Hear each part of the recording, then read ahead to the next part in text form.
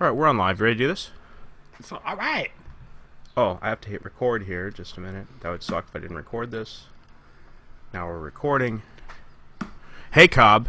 Feels like we've been waiting to do this show for about a year. 1 year and 1 week. Oh man, I forgot to make a big deal of our anniversary. It's just that Bakersfield was such a blast. Did you at least get my gift?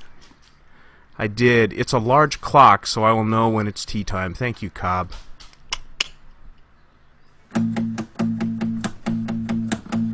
It's tea time. It's TMV and P time. Depending if you're listening or watching, we don't mind. I got your pee time right here, baby. It's tea time. It's TMV and P time. As long as you're listening or watching, we don't mind. As long as you're listening or watching, we don't mind.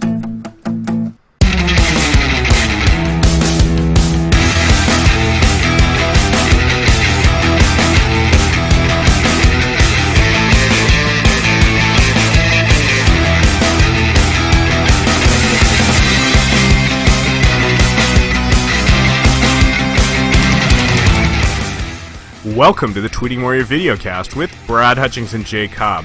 We're videocasting live on YouTube today from 1 p.m. to about 2 p.m. Pacific.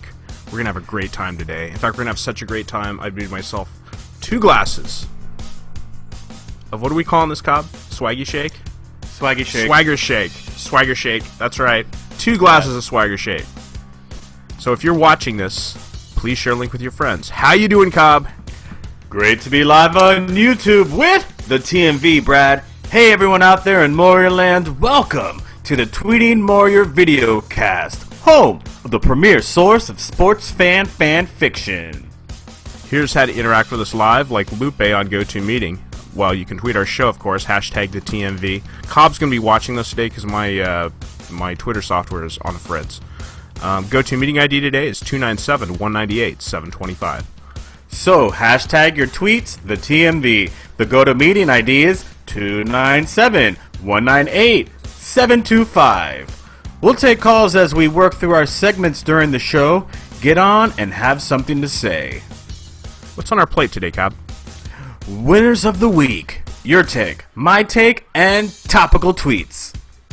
Cool. Maybe we can hear from the listeners, too.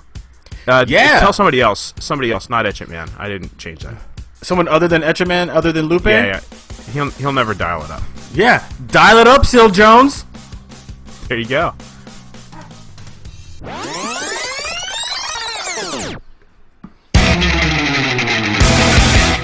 Winners of the week. On Monday, first-time winner John Branch got in early and took the crown. His first followed John Branch on Twitter at John Branch. You are a hat-trick winner. Tuesday, Tyrant the Hawk won his third Twitter hat-trick with 1 tweet. That hasn't happened since Mike in Vegas, everybody. Little Twitter hat-trick trivia for you there. Follow Tyrant the Hawk on Twitter at Tyrant the Hawk. You are a hat-trick winner. 6-time winner Tim O'Halloran took it on Wednesday. Follow Tim on Twitter at Canuck U2. Tim, you are a hat-trick winner. And Thursday morning, it was announced before the Twitter hat-trick contest even began that Kevin in Lima was the Twitter hat-trick contest winner for Thursday for his wife tweeting tweets on Wednesday during the show when he almost won it on Wednesday. JJ gave him the Twitter hat-trick crown, but Anthony Harden Sr. earned it with his first Twitter hat-trick crown later in the day, with mostly Morrison murder tweets. And Friday there was no winner because we basically had 2 on Thursday, and pretty much all the tweets on Friday were pretty bad. I guess we murdered our chances on Friday. Yeah, we did murder the Morrison tweets. And one little detail you forgot is that Kevin in Lima did, well, his wife, he didn't do this. His wife had a baby girl that on Wednesday. I believe I mentioned that. Oh, okay. Well, you know what? It slipped through this ear. I didn't hear it in this ear, so I just want to say congratulations to Kevin and Lima. So Brad, you're not the only one with a baby girl. That's right. Is what Exactly. You're saying. Yeah. Exactly. And that was her now. If you just heard that. Yes. What else could we say about Kevin and Lima? There's an interview on yogurteater.com. If you go to yogurteater.com and type in Kevin and Lima in the search box, you'll find an interview with aspiring Twitter Hat Trick Club member Kevin and Lima that was conducted over a year ago. Yeah. And he's a real interesting character. He's a friend of the Great Blue Deanie, and they tweet from the Rochester area with, of all people, Tim O'Halloran. There you go.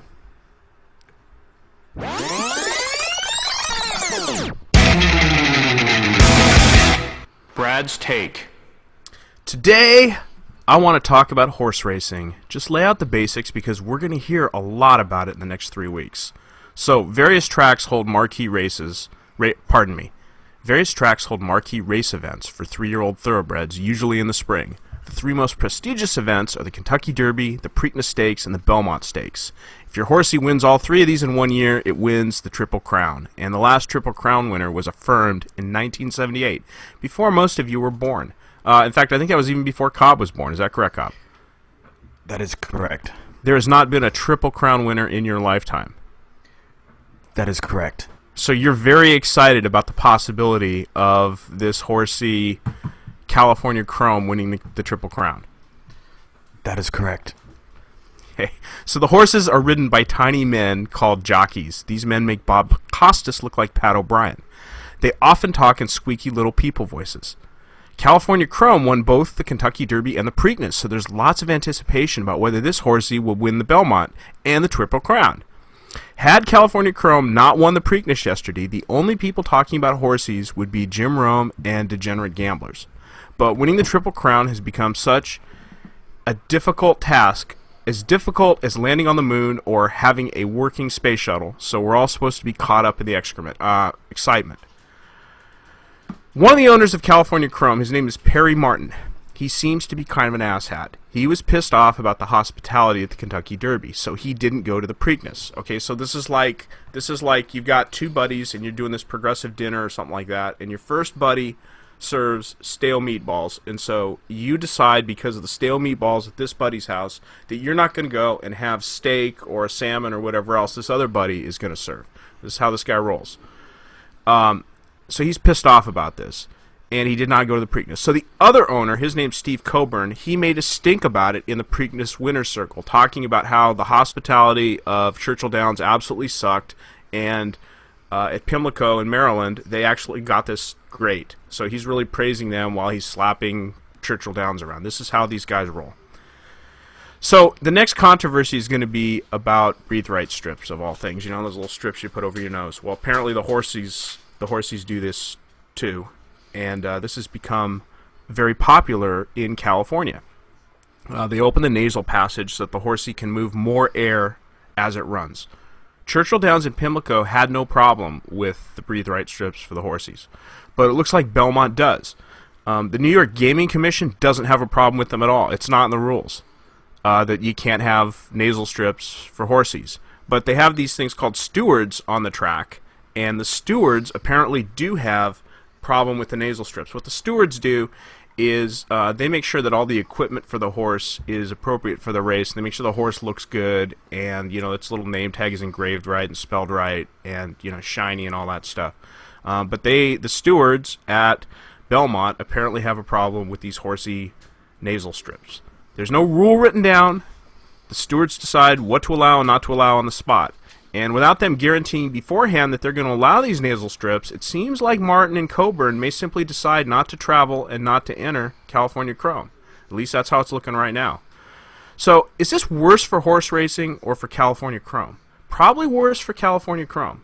His owners aren't going to change the game as screwed up as it is. The right move, had they wanted to teach horse racing a lesson, was to win the Triple Crown and then lash out about everything, and then go on and win whatever Santa Anita is doing in July. If they let nasal strips get in the way, they'll just have another horse who made it only 2/3 of the way. If they win, they have a platform. Sports are not perfect. You make change by participating, engaging the sports, and the audience. Your thoughts on this, Cobb? My thoughts are that these nasal strips, they really keep the snoring down.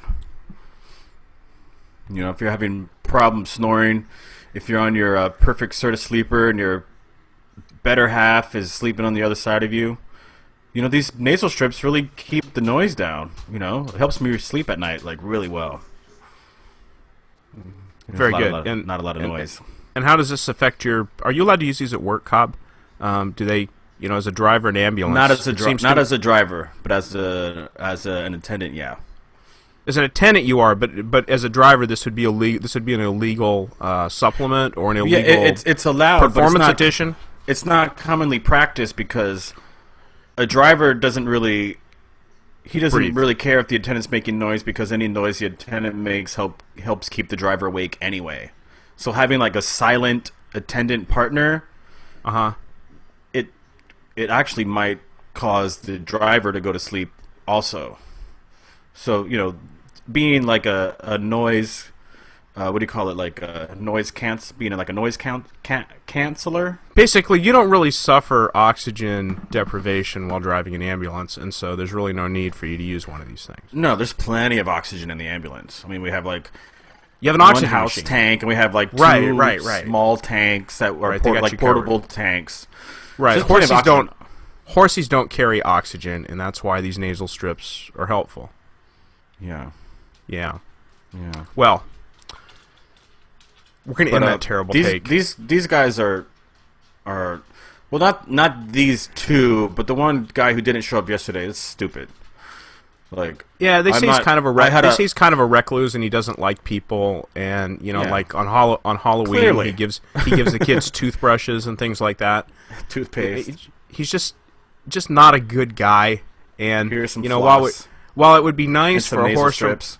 from California to win this thing, and then for them to shove it down the horse racing industry's throat that this Triple Crown thing is a joke anyway.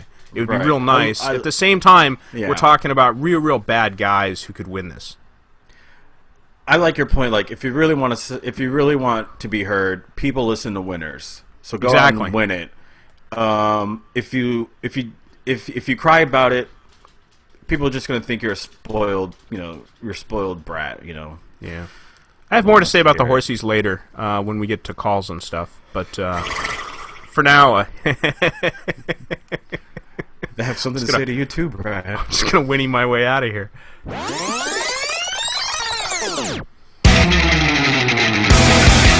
Cobb's take. Well, now that you're almost done talking about horses, it's time for me to talk about the weather. All right, I know what you're thinking. The weather? Really? Cobb must not have anything to talk about, right? And usually you'd be right. And I might even quote Oscar Wilde in my own self-deprecating fashion by saying, "Conversation about the weather is the last refuge of the unimaginative." And you'd be right, and I'd be right. But not this time, you're wrong. This time, I'm the only one who's right. The Ducks and Kings played their Western Conference Series semifinal while the temperature outside of both arenas were in the high 90s. I have no problem with hockey being played in warm weather climates. The problem here is there's still 2 rounds of hockey left, and it's already mid-May. Hockey is a winter sport. Bottom line, sports seasons are too long. Basketball, hockey, even baseball. All of them except for football. Football is the only sport where it falls in line with the season. Football has the privilege of fantastic PR and is always in the news no matter what month or season it is anyway.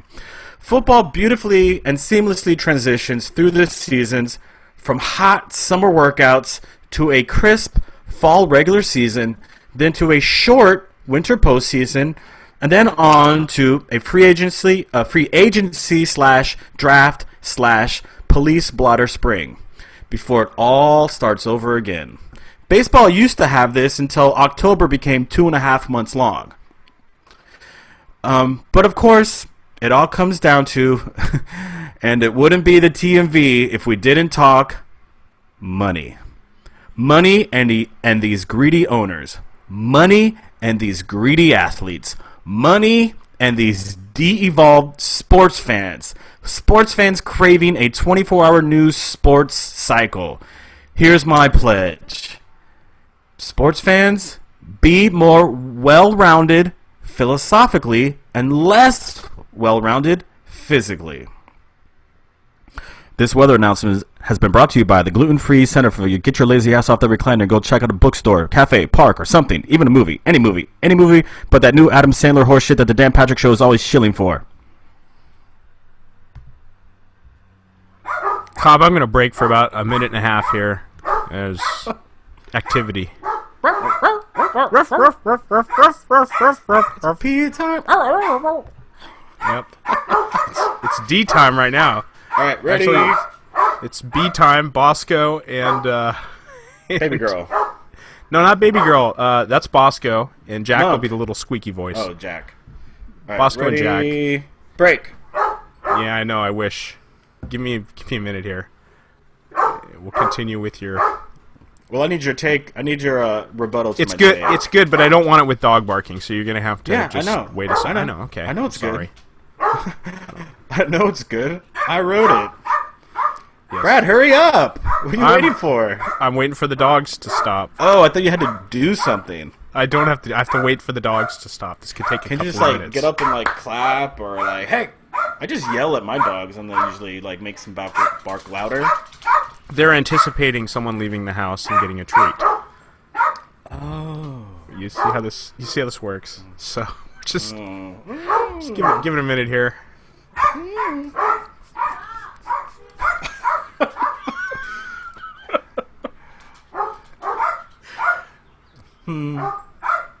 You know what happens when I leave the house, Cobb? The same thing? No. The opposite. Absolutely nothing. I leave the house. Just leave. That's all they need to do. They anticipate nothing. They're just like, As they oh, should. that jerk is leaving. I don't even say goodbye.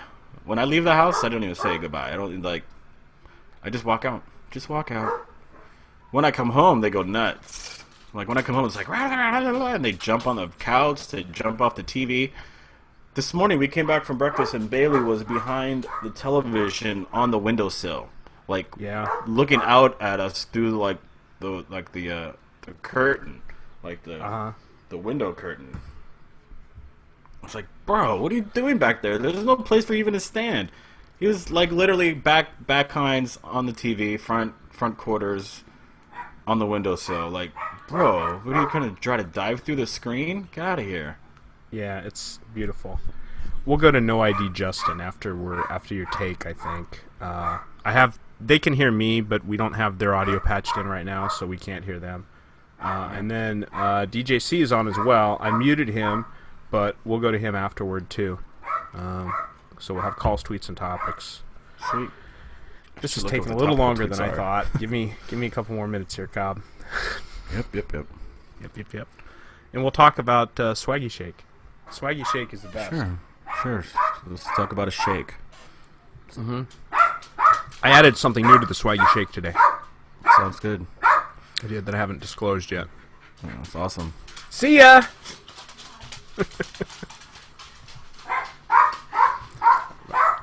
45 seconds here.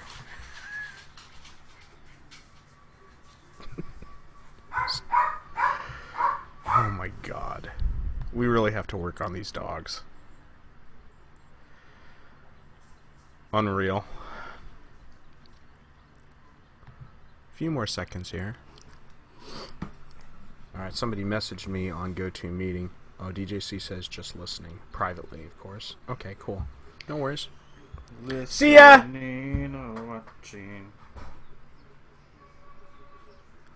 I'm gonna put a stinger here just so I can find it later. But we'll keep talking about your take, okay? Sounds good.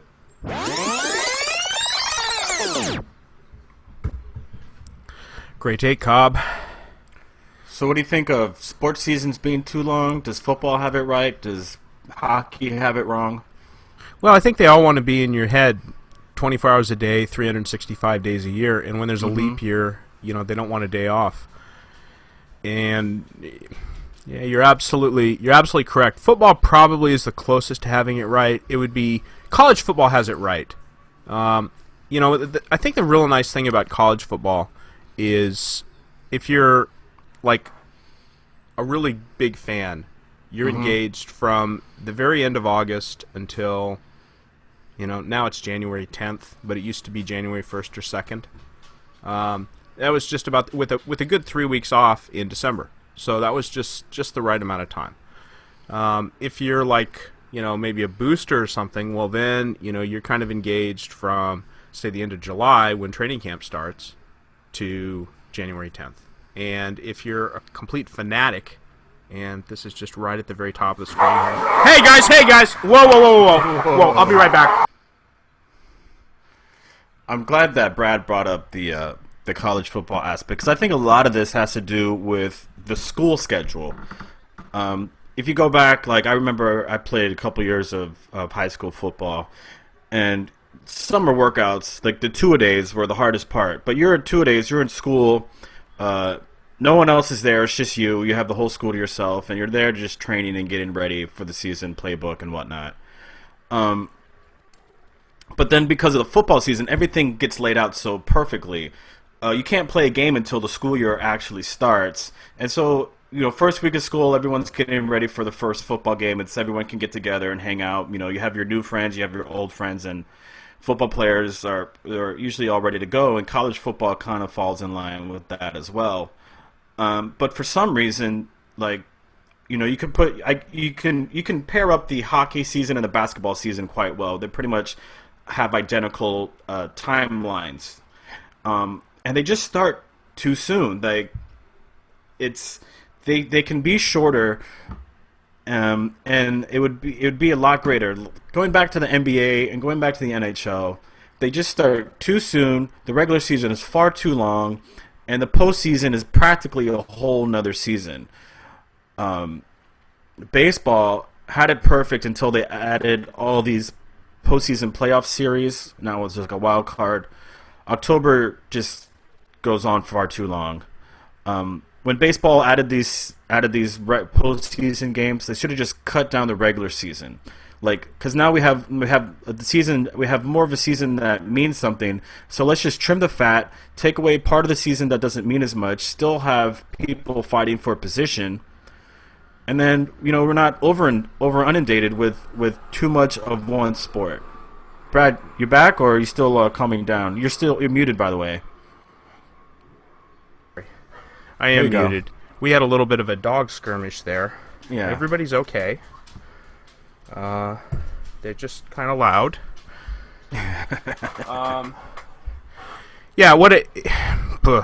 Sorry to ruin your take, Cobb. Agree with you. Football, college football. And up here. And that's college football. Pro football, probably a little bit too long. They want to keep extending it. Then there's the draft. Then there's preseason. We're always talking about the NFL. It'd be nice if we had some time off. Baseball, of course.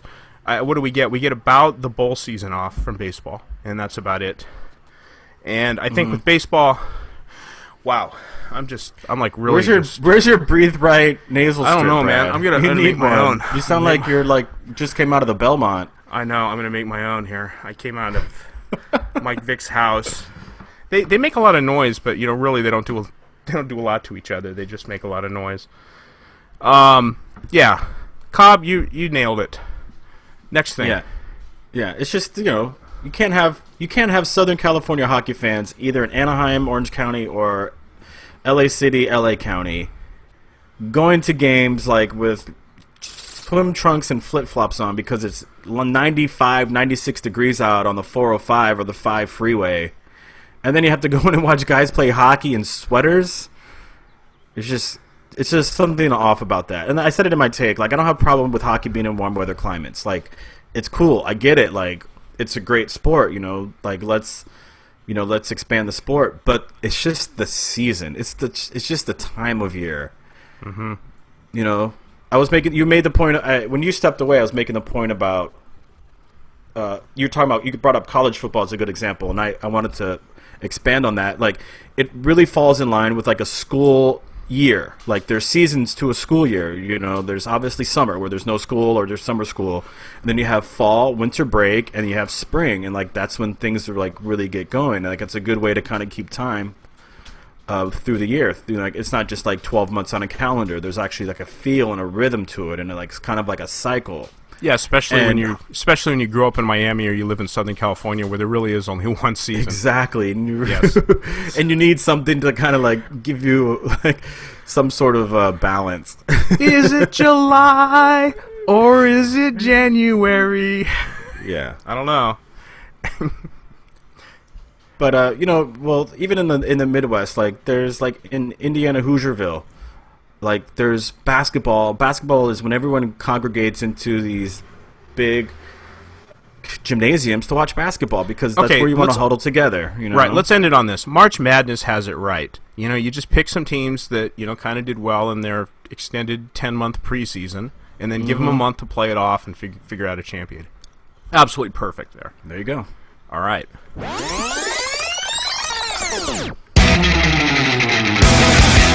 Your calls, your tweets, our topics. Get in on GoToMeeting. Our meeting ID today is 297-198-725, and we're going to go to No ID Justin in just a second here. All right. You know, can tell us how to tweet us, Cobb? I could. Yeah, there was a script there. It's No, all right. tweet us, hashtag TheTMV. No ID Justin. My man, what is up? What's going on, guys? What's up, Justin? Not a lot. I should lead with the hey man. You should. Well, Hey, let's man. hear it. Hey, man! Hey, man. All right. We at least need it, like, to sound like the show, we need at least 7 more hey mans. Yeah, we don't have 7 people sitting around. We don't have 3 Yeah. people in the hall. We don't have Dan Byard, down at, in his little office, watching Well, porn it's or really whatever just he does. Ghost Hand Ramos hits like one of the soundboard buttons, and it's like 18 hey mans. And then the Exactly. caller just gets confused and no one knows what to talk about anymore. But that's not what's happening here. Justin, we know Justin wants to talk about Bakersfield. What's up, Justin? Let's talk about Bakersfield. Yeah, Bakersfield was awesome. I caught the TMV last week. Unfortunately, I had to catch it a couple days late. I know there were some mobile viewing issues, and I had work-related issues. So when it's not on Sunday afternoon, it's tough for me to catch. Yeah, well, as long as But, you are listening or watching. We don't mind. What's that? Okay. Go ahead. Sorry. Just singing to you. Go ahead. So how did your Bakersfield trek start, finish, and middle? Tell us the Our story. Bakersfield trip started, it was down to the wire for us. We were scrambling to try and get our babysitter over here so we could make it down and meet up with everybody at Pizzaville. That didn't work out that way, but we were able to make it down there, as you guys touched on, just before everybody left. Unfortunately, we missed the picture. I know we cracked a couple jokes about photoshopping us in other ways, so that was a blast, though. The Pizzaville was awesome. I did admit to Cobb that I did delay our departure a little bit because I was trying to catch the Dodger game. I know it's tough for everybody to watch, so I know Cobb enjoyed watching the game there at Pizzaville. If I'd have known it was on, I would have been I at least got to catch the end, which I was happy about. It's the most Dodgers I've seen all year long, and it was half an inning. Yeah, I mean that's for a lot of us, I guess. Unfortunately with Time Warner, but no, the drive was good. We got down there in fairly decent time. We met up with everybody. Everybody split off and went into the show. I know some people were everybody had split up. I know a couple of you guys ran into Dean out back, which was awesome. We had no idea you guys had ran into him until we saw the pictures later. Yeah. And then, Well, he actually wasn't out back. He was in the going front. Hey, Justin, Dean was taking pictures of the marquee out front, which is if you follow Dean on Instagram, he does that for almost every one of his shows. He'll get his name on the marquee, and he'll post it on his Instagram. And we just happened to recognize him, and then so we all went over there. And the crazy thing is, some dude saw us talking to Dean and snapped a pic of it and posted it on his Twitter. So Dean actually retweeted a pic of us on his Twitter, which was for the record, they were talking to Dean, and I was dancing. And he just It looked like you were mall walking. He caught me mid-step. Brad got caught mall walking. Yes. It was awesome. Honestly, I had never been. I had been by the Fox Theater. I had worked in Bakersfield in the past, but I was kind of in a hurry to get inside and see where the seats were and everything. So I know we ran into Tyler and Ronnie outside and ran into a couple other people, and then we went in and got seats. Obviously, grabbing drinks was an issue, so I made sure to do that early. So back to Pizzaville. show- Back to Pizzaville. When you showed up, did you get enough to eat? Because I think all of us bought a round of something, and at the end of things, there was so much pizza and chicken and fries left over. I'm sure you guys got enough to eat, you know right? what? I came in. We had eaten before we left, but the wife got a salad and I got a small pizza, so we just kind of stuffed something down real quick and got something in for the show. Obviously, it was really just to soak up the alcohol for me. Yeah. There's plenty of alcohol on that table too. That's for sure. It was a good show. We both. Yeah, she's got a bad back. I got a bad leg. So it was. We were both kind of hurting. Both of us had been kind of in agreement that we wouldn't drink too much that night. So the show hit off with a bang. I mean, you guys touched on it. Dean Del Rey was great. He does a lot of the same material, but he does get a lot better every time he does it. He always seems to start off a little freelance, interacting with the crowd and stuff like that. So he was real great. He set the mood right to start the night for sure. Yeah. Hey, Justin, how does Robin, how does your wife feel about Dean Del Rey? She likes Dean Del Rey. Unfortunately, I mentioned it to you guys there when we were meeting.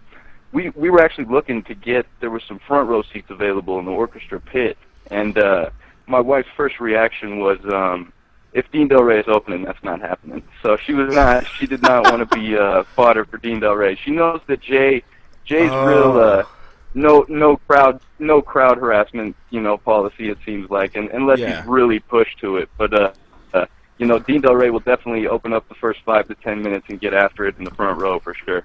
So she likes Dean from afar, more or less.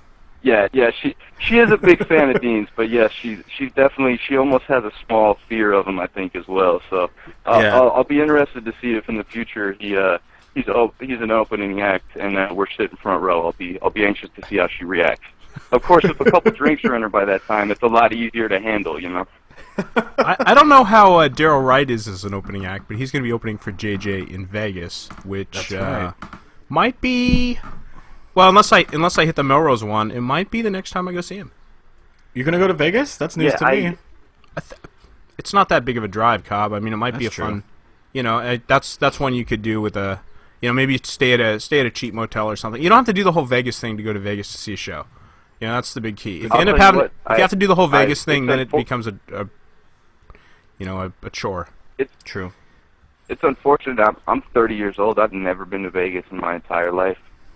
It's a beautiful drive out, man. Absolutely beautiful drive out. I grew up in Miami. I don't really have an opinion on Vegas. Show, but we're going to shoot for the Ontario show in August. Very cool. That's on your birthday and JJ's birthday and Kobe's birthday. Jay Mohr was great. Jay Mohr killed it as usual. And I was really impressed because the last time we had saw him, I know I ran in. That was the first night I met Cobb, and I believe CJ and Irvine was at that show as well at the Melrose Improv. Yeah. A few months back. That was a completely, really, he did a almost completely different set. There was only a couple similar things that he did from that set, so it was real nice to see a lot of different material and him do some freelance stuff off the cuff. Well, certainly if you see him... You guys mentioned it. Go ahead. If you got a 2-second delay on us, I think that's why I can't interrupt you. If you see him, say, 3 shows on the same weekend, you'll see that it's probably about 40% overlap. If he has like new stuff, like the Clint Eastwood thing, would typically be done every show. But he just wants to hit his new stuff, and then he's got 2 or 3 hours at his disposal that he can just kind of bring in, and he loops around. He's got, if you've seen him enough times, you'll start to see like where his diversion points are, and like each little bit that he has a diversion point where you could take it one way or another, to one bit or another bit. And he just kind of meanders on this road. It's like he goes out to cross train and just picks his trail right as he's going along. And if people are digging it and he's having a good time, he may go a little longer than an hour. And if people are if it's like Morongo, he's counting the seconds. So well, the coolest thing about the Fox Theater show in Bakersfield is how he teased the walk-in. Yes. He kept when he got into his later in the set when he was starting to do all his impressions, all the crowd favorites.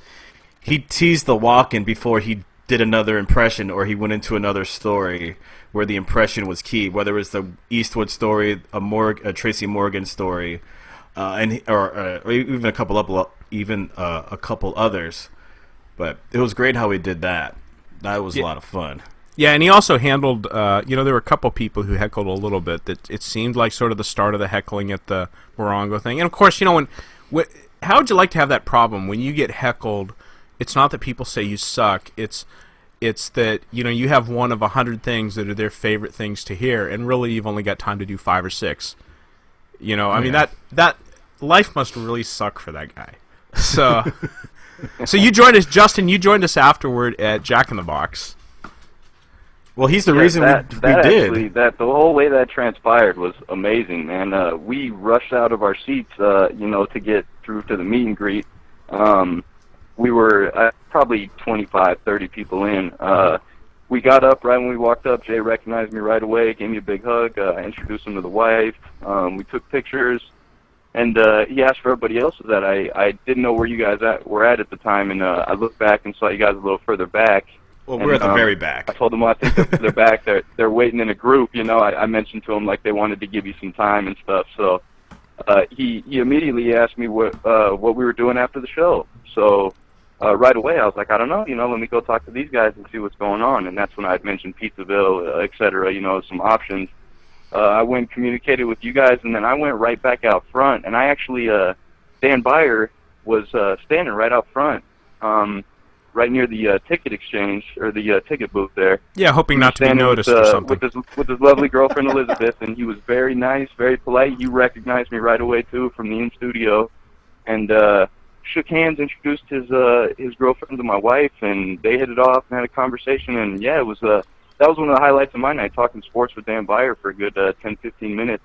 That's awesome. Then, so Dan Beyer's girlfriend gets the no ID Justin and his wife approval, right? Absolutely. Perfect. She could not have been nicer. She was very polite, very nice. And Dan's great, man. You can tell that Dan's one of these guys that is kind of a little taken back by the attention that he gets from the show. I think he's a little, he's always a little uncomfortable with meeting such, avid fans of his work. I mean, the guy's arguably as well known as anybody out there on Fox Sports as far as the update anchors go. So I could go for something to eat. He was a joy to be around. Great conversation, and then as you said, you guys came up to the front of the line, and he got called for fan duty. Man, he had to go in and meet everybody. So I thought he was very awesome of him to hang around. I know he was tired. Yeah. We weren't going to let him off the hook. Neither was JJ. JJ was the one who urged him, like, get back inside, get in here, Dan, you got fans waiting. We're like, yeah, wham, bam, diamond, Dan. So when we finally got to Jack in the Box, you have to admit it was absolutely cool as hell. JJ talking about Saturday Night Live and Chris Farley and, all that stuff. And of course, posing with the Jack in the Box, the Jack poster twice, 2 different ways. Yeah, that was definitely. I mean, that was one of the big moments of my life for sure. Just the experience of just him being so down to earth with the fans and being willing to do that and take time out of his own life. Him and Dean both. And then for him to throw down and get everybody's food, and just being such a big fan of his whole career and watching him since Saturday Night Live and being such a big Farley fan, to hear him like talk about those stories and reenact some of those gems of comedy, man, like it's a rare thing. I mean, everybody that was there that night got a treat for sure. Well, I really was holding back because you guys were having such a really, really good time, but I really wanted to steer him toward Crying Crazy Amazing, which is my favorite. It's my favorite Saturday Night Live skit of all time. It was my favorite Saturday Night Live skit before I even knew who JJ was. And you know which one I'm talking about, right? Where he's Joe Perry and Adam Sandler is Cobb, help me out here. Why am I having Tyler? Yes, Steven Tyler.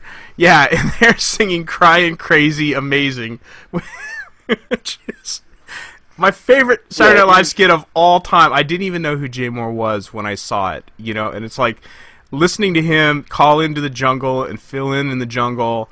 And, of course, I knew he was Bob Sugar and all that stuff, but it didn't really make the connection. But when it finally made the connection that he was the guy who did that skit, I was like, wow. And I think that was about 2 Augusts ago when he filled in and he did his whole burn on Vic and NoCal was about the time that I made that connection. And then when he got his radio show, I thought, whoa, this is amazing.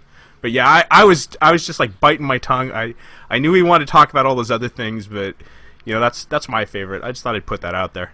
Well, what something that Justin hasn't pointed out yet, and the listeners should know, is JJ and Dean sat in a booth, but they sat in Justin and Robin's booth. Those are the only 4 people at the table together, and then everyone else kind of like, we all kind of had a circle around where the 4 of them were sitting. How cool was that, Justin? It was pretty awesome. It was actually funny how that actually happened. I was already in line intending to order food for Robin and myself, and when Jay kind of sprung the treat on us, and so we were the first people to order, and at that point, Dean had already gone and sat down at the surrounding tables from the booth. So when Robin and myself went over there, we just took a small booth up against the window, and yeah, sure enough, after Jay brought the food over and everything, he told Dean, like, let's just scoot over here and give everybody more room. And yeah, Jay scooted right in next to Robin, and Dean scooted right in next to me, and yeah, it was cool. Front row seat for all them good stories, and I got some good pictures and everything. It was awesome, man. Yeah, I hate to tell you, we all had front row seats then. You just had really just better front row seats. That's all. They were on stage. We had front row seats, and they were on stage. Exactly. There you go. That was a great afternoon. What a great evening. Yeah, I remember I tweeted out something similar along the lines of what Justin was saying. It's like, it's a lifetime of memories. Like, just for a few short moments on just for a couple hours, maybe an hour or two on a Saturday night, and you got a lifetime of stories. Yep. Just like hours and hours. And you guys hit it perfect when you mentioned it last week. I mean, it was a 20, 25, maybe 30, 45 minutes tops. It seemed like 10 minutes, man. It flew by real fast. Mm-hmm. So it was real fun, real nice cap to the evening, and thankfully everybody got home safe. So that's the important thing. Yeah. Yeah, especially Dean riding over the grapevine. Good grief. With like Santa Ana gusts, like wind gusts, like toppling everything in its wake, nearly our ride too, and the Picasso that Brad left on the wall at Ralph's. Yes. So Justin, not to change the subject or anything. Getting back to JJ's set, he of course did the thing about how horses are the only animal you can ride, and we tried to reconcile this last week, but the more people I talk with, the more that agree that JJ's absolutely right. They feel that any other animal that you could ride is actually a horse dressed up as that animal. So like you see people riding elephants, it's actually a horse dressed up as an elephant. Or you see people riding camels, it's a horse dressed up as a camel. What's your take on the whole or mule? Right, donkeys and mules, exactly. Ostriches. An ostrich is basically a horse dressed up. They paste some feathers on it, and then he kind of wings it. Exactly. He wings it, and they ride, this horse dressed up as an ostrich. What's your whole take on that? I mean, wow, that's tough. That's such a broad, hot topic right now in today's talk. I mean, there's a lot of animals out there. I know I mentioned during the topical tweets that Falcor was the first one that came to mind. Now, he didn't specify whether we're talking mythical animals here or we're talking real-time animals. So it's very tough. He pointed out you can't catch a cheetah, but I would beg to differ. There's dead cheetahs in foreign countries that are in vast disagreement with that. So I'm sure if somebody was able to catch a cheetah and rather than kill it, skin it, and use it for meat and clothing and such, they could probably just saddle it up and ride it. And realistically, that would be a better long-term solution. You could ride that cheetah and use it to catch other cheetahs. That's a hypothetical. Hypothetical. It would give you a good reason to save all these animals as well, because if you needed to ride them, then you need them for transportation. You take good care of them.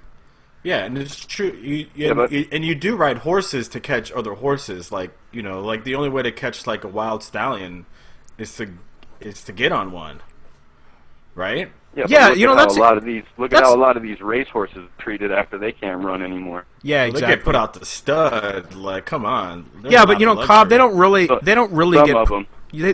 get put out to stud. The thing is that their sperm is worth quite a bit. But, yeah, but the ones. Well, the point I think Justin wants to make is that the ones who don't get put out the stud become great gludinis. They do. They do indeed. wow. Brad just rolled over a speed bump right now. He doesn't know what to do. I have no idea where to go with that. That's amazing, Cobb. You know, the real sad thing about horse racing, we got some comments on this, like Jason Bullitt tweeted us that he's glad we talked about horse racing because, for the record, he grew up in the home of the Saratoga Racecourse, New York State. And, I don't really even care about horse racing except, I just kind of want to see. Except for right now, because it's a Triple Crown coming. That's I kind of morbidly want to see what the next flavor is going to be of IAM's Chunks. Is it going to be? Oh God! I mean, yeah, it's really kind of sick and morbid. But I think want to see what flavor IAM's Chunks is. I think it's the same reason a lot of NASCAR fans watch NASCAR is for the crashes, and that's exciting to watch. I think that has the same appeal to a lot of people about horse racing, which is just sick. And I'll admit to being, a part of that a little bit. I'm glad there weren't any crashes or anything. I think we want to see greatness. I think we want to see history. We can't afford. I don't think a lot of us are that cynical to say, hey, let's see a crash. Let's see a horse break its leg. Let's see. Oh no, I don't want to see somebody that. get put out to pasture. I think you're right. Personally, I want to see greatness. There hasn't been a Triple Crown winner in my lifetime, and I want to see one. We've gotten close. Jeez, it seems like we get close like every year, if not every other year. We get two-thirds of the way there, and they then have a something bad happens. day, or they have a bad day, or they're racing against horses that are a little bit more attuned to the longer lengths, or people give up after the Kentucky Derby. Who knows? It's a very weird. I'll be honest that as a fan of chaos, man, I always like it when the Kentucky Derby winner doesn't win the second leg of the Triple Crown, and then ESPN and these other networks have to scramble for a reason to try and get you to watch that third leg. Yeah, exactly. Did you say third leg? I think he just said third leg. I did. That's the stupid today. I'm stupid right now.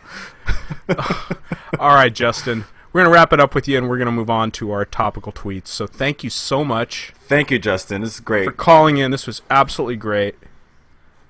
No, it was fun. Thank you guys for having me. By the way, Lupe over on GoToMeeting, she says she wants to know if she can just say, and yes, she can, that she hates us all at the Bakersfield after hours.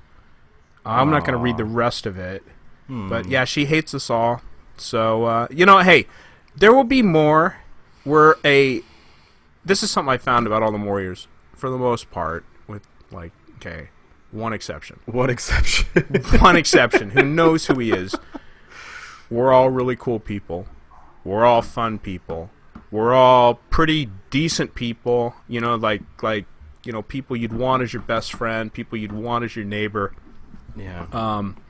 We're just really, really good people. Fun to be around, and I think that in time you go to enough shows, you're going to discover that about everybody else. Mm-hmm. So, Lupe, here's hoping we discover that the next show. Hey, and Lupe, since you're listening, everyone was asking, "Where's Lupe?" It wasn't just me, and it wasn't just Brad, it wasn't just Phil. Everybody wanted to know, isn't Lupe going to be there? And then people on Twitter, "Hey, where's Lupe in that picture?" And we know, not to bury the situation or bring it up any further, but we know what happened, and we all wanted to see you there. We've met. Brad and I were fortunate enough to meet Lupe in Morongo, so that's an item off the bucket list for us. But I'm just, it's just unfortunate people couldn't get that item off their bucket list in Bakersfield. But I'm glad you were there to see the show and have as much fun as we did watching Jay Mohr at the Fox Theater. Yes. Put that to bed. Topical tweets time. All right.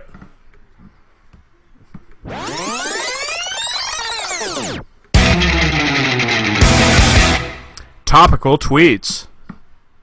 So French Fry Phil inspired us today with the Sunday Bagel Sunday hashtag. And so I asked people how they dress their bagels. Brad Hutchings tweeted, lightly toasted, whipped cream cheese, pinch of capers, thin red onion slice, thin slice of Swiss, generous lox, sliced in half. Old Man Beeston tweeted, don't eat bagels, too tough to chew with false teeth. Hashtag old. Lupe tweeted, chocolate chip bagel lightly toasted with butter and peanut butter. Otherwise, just plain with cream cheese. DJC tweeted, with a trash bag, bagels are disgusting. We're going to have more to say about this in a couple of minutes here. James Harrison tweeted, you dress the whole of a bagel with cream cheese. It's perfect lube. Hashtag bums. Hashtag bum smack. Hashtag topical tweet. And No ID Justin, who we just finished talking to, replied, then you don't call her the next day. Wow. Brian C. tweeted, with lots of cream cheese. Hashtag bad pun day. Hashtag food talk. Glad you're back, Brian. So there were a couple more tweets. French Fry Phil got into it here with the bagel haters. He says, French Fry Phil says to DJC and to Justin's wife as well, you're eating the wrong bagels then. And French Fry Phil also decided to throw this bomb at the very, very end where he said people who don't like bagels are anti-Semitic. Okay, I'm going to take issue with that, and I'm going to say no, that's absolutely not the truth. I think people who don't like bagels, basically their deal is they were never taught how to, like what the point of a bagel was. Right? And that is, what's the point of a bagel? Well, the point... And they were never taught like how to do a bagel correctly, and typically the people who will teach you how to do a bagel correctly, how to dress one up correctly and eat it and everything else, they're not your buddies at Catholic church, and they're not your buddies, at soccer practice or whatever else. They're typically Jewish people who've lived in New York who know their bagels, and they'll sit you down and they'll show you how to construct the bagel correctly, like which bagel to choose, how to dress it up, how it looks really good, how it tastes really good, the textures, all that other stuff. They'll show you all the secrets to this, and from then you'll become, a real bagel enthusiast. But if you don't know, see, I think the problem is it's not anti-Semitism. It's just people don't know, and just so lack of awareness, lack of basically knowledge. it's not hate. It's just lack of knowing what's up. And so what you need to do is you need to find, if you find a traditional Jewish friend, they will know this. Especially if you find a traditional Jewish friend from New York, they will know this like the back of their hand. They will know every detail of it. But if you find somebody who's been informed about this, they can show you the ropes of bagels as well. It's much like coffee, Cobb. Yeah, I was just about to bring that up. Coffee or even beer or wine, you want to know what you have in store. You want to know what you're getting into, and and bagels, and even how you dress up a bagel really can bring a lot to the table. There's everything bagels. There's onion bagels. There's Asiago cheese bagels. There's blueberry bagels. There's plain bagels. Yes, I'm told that blueberry bagels are awful, and that I actually like them, but I'm told I love that blueberry bagels, but it depends on how you dress them up. I wouldn't have you don't have blueberry lox on bagel blueberry. with lox, No. capers, onion, and cream cheese. No, but I've definitely what I've definitely learned is that the correct bagels to get are you go with a sesame seed, or if you can't stand like the harsh flavors, you go with the plain. An everything bagel with onions is good, and then don't ever forget about the bialy. Like if you want to show people that you are serious about bagels and you know bagels, you order a bialy. And if your bagel place does not carry bialys, then it's not a real bagel place. That's really what it boils down to. Let's not forget about the poppy seed bagel. The poppy seed bagel, excellent bagel. Fantastic. But I can give me a bagel and I'll know what to do with it. If it's a plain poppy seed or onion bagel, I want the cream cheese, I want the lox, I want the capers, I want the onion, I want the tomato, I want it all. Mm-hmm. If it's like a blueberry bagel, just cream cheese. Give me some cream cheese. Exactly. Maybe cream some fruit. Cheese and I'm done. Actually, you could throw some fruit on it. You could throw some sliced strawberries or something like that. Yeah, on it. That's a nice taste as well. Or some bananas. You slice up some bananas. Anything you like. Some of these, like a lot of these, really good, breakfast fruits. But that shows, Cobb. What that shows is that you're a refined bagel connoisseur. You haven't just taken, the traditional New York style of things. You've allowed sort of a California style to infuse it. And at the same time, you haven't said that the only place for bagels is a trash can. You know, No. you've made yourself available to, you know, the rich texture that really is that goes around bagels. Or even if you want to be health conscious, you can go like, hey, let me get a wheat bagel, and I'm just going to put some light butter on it. Just some light melted butter, just enough to, like, you know, moisten up the bagel a little bit after it's been lightly toasted, and you're good to go. And that's only like 170 calories right there. And that's just enough to get your day going. Speaking of calories, I think I want to divert this now to as we have all the tweets to us read. There was one more. DJC, before he left GoToMeeting, wanted to know if I just got eaten. And no, we just, you know, Luna and baby girl just had a little issue, and mostly it's loud. And Luna got a little itty bitty scrape on her shoulder, but it was just very loud is all it was. Cobb, I'll edit that out of the... Yeah, I'm sorry. No worries. Alright. Sorry. Just don't want that to happen again. Not a problem. So anyway, there's one more thing I want to discuss, and that is, you know, in the pictures of me dancing, you know, in front of Dean Del Rey, while our good buddy Frank Drebin is doing whatever he's doing. I've documented that in pictures. It's disgusting. Just go look at Twitter and you can see it for yourself. One of the things I noticed about the picture is that there's this fat guy dancing, and that fat guy is me. And Brad needs to get down about 20 pounds, and then then I can, like, you know, get serious and slim out a little bit more from there. But 20 pounds is what I need to lose right now. And so, you know, I've started replacing breakfast and lunch with what I'm calling a swagger shake. And the swagger shake, you know, I take a handful of frozen strawberries, like 5 or 6 medium to large frozen strawberries. I take a similar handful of blueberries. I stick them in the bottom of the blender. Cobb's falling asleep. I top it off with with non-fat milk. I add a scoop of Slim Fast powder. I'm using chocolate Slim Fast powder. I kind of like that. Actually, I'm using the Kroger brand because nobody stocks Slim Fast powder anymore. But Kroger stocks some on their own brand, so I use that. I added a banana, a fresh banana, and I added 1 cup of, what's the yogurt I like? It's the green one. Cobb, help me out. What yogurt is it? It's the one that... Activa? Activia. That's right. It's the one Activia. that... That's right. It's Activia Greek with blueberries at the bottom. And so I add know what that. you should do, Brad? What's that? You should just take one of those things you were talking about, whether it's the berries, whether it's the protein, whether it's the yogurt or the banana. Yeah. Just take one of those and have it for breakfast. No, but here's the thing. Okay, that's what I was doing with the Activia yogurt, but the thing is, like, I'd have a yogurt and I'd have a banana, all right? It was not leaving me feeling full. And so, you know, 10 or 11 o'clock... feel full. 10 or 11 o'clock comes around and I get hunger pains, and I'm hitting the granola bars, or I'm hitting the peanuts, or I'm hitting the potato chips, or whatever else is in the pantry. One of the things I've noticed about this is, you know, this will make 2 glasses about yay big of this shake. And if I take about 30 minutes to consume the 2 glasses of it, I do not feel hungry until lunch or until dinner or whatever else. And so this is sort of my first step at getting the weight down. You know, I get a little more exercise in and stuff like that. But, you know, when I get down, you know, 20 pounds from where I am right now, then I'll get serious about diet, probably go to, you know, more of a protein-based diet, things like that. Really ramp up the exercise. That's my plan. But right now... Keep us posted, bro. Right now, I was just too fat in that picture, and it was pretty awful. So, you know, I'm making big lifestyle changes based on being a fat guy dancing in that picture.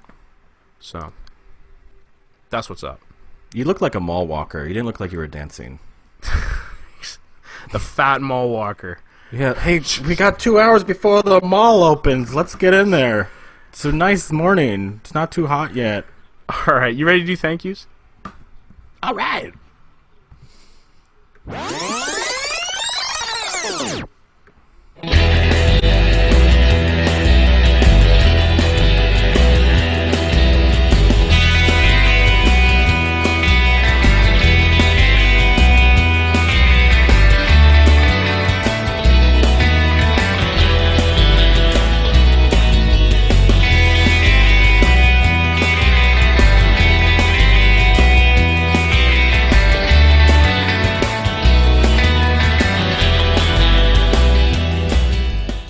Thanks to the caller, that'd be No ID Justin, and tweeters for participating live this afternoon.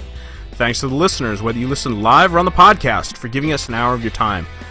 Thanks to my dogs as well, Baby Girl and Luna, for just making a lot of noise and not doing a lot of hurt. That made things easier because, if anybody had drawn blood, this had been over and I'd be a mess right now. So, thanks to them. Thanks to Jay Cobb for doing a video cast with me. Thank you, Brad. Please let us know what you thought of today's show on Twitter. #TheTMV. The edited podcast will be up on Monday evening for you to enjoy during the week. We'll see you next Sunday afternoon at our regular scheduled time for another fun hour and a half of The TMV. See you then, Cobb, and you guys want to listen to the end, trust me here.